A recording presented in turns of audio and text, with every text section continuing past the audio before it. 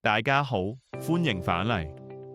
如果你今年準備續按揭或者買新樓，你一定會面對一個最艱難嘅選擇，到底應該揀定息定係浮息？喺目前嘅高息環境入面，呢個選擇唔單止係睇邊個利率低啲，而係睇你點樣管理你嘅風險承受能力同埋你對未來市場嘅預測。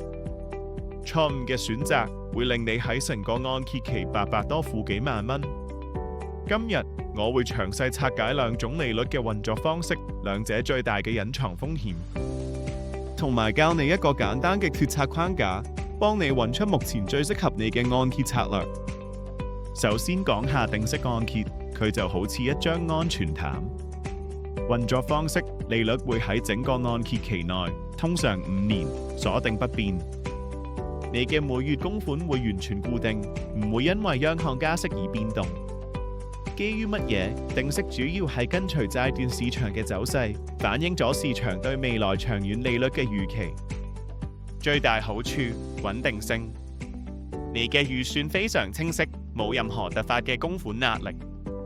最大風險，定息嘅合約罰款最高，就係我哋成日講嘅利率差異罰款。如果利率下跌，而你因為搬屋或者轉按而提早解約，呢個 IRD 罰款可能會高達幾萬蚊。如果你未來幾年有任何變動計劃，就要非常小心。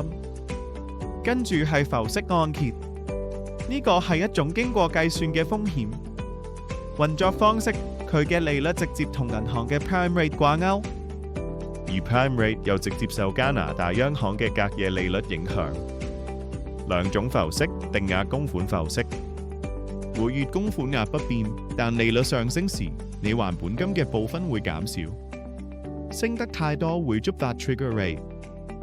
浮動供款浮息，每次央行改變利率，你嘅每月供款都會即時變動。雖然預算難啲，但你永遠可以有效率咁還本金。最大好處，如果央行減息，你嘅利率同供款會即時下跌。從歷史數據睇，長期嚟講，浮息比定息慳更多錢。最大風險，不確定性。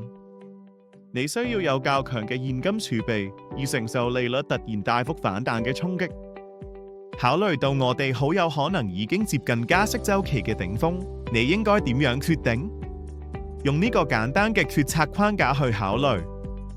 如果你嘅目標係預算安全，需要穩定月供款，你應該選擇定息，避免任何突如其來嘅供款壓力，買一個安心。如果你嘅目標係靈活性，未來3至5年可能會搬屋或轉按，你應該選擇浮息。浮息嘅解約罰款通常只係3個月利息，遠比定息嘅 IRD 罰款低得多。如果你嘅目標係最高潛在儲蓄，願意承擔短期市場波動，你應該選擇浮息。市場普遍預期利率會逐漸下降，浮息持有人會即時得益。我嘅建議係，如果你負擔唔到供款增加1%帶嚟嘅壓力，請選擇定息。如果你財政穩健，並相信最終會減息，咁浮息係一個更具長遠回報嘅選擇。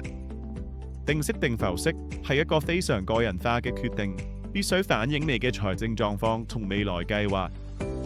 喺你簽任何文件之前，請揾一位專業嘅按揭代理幫你分析。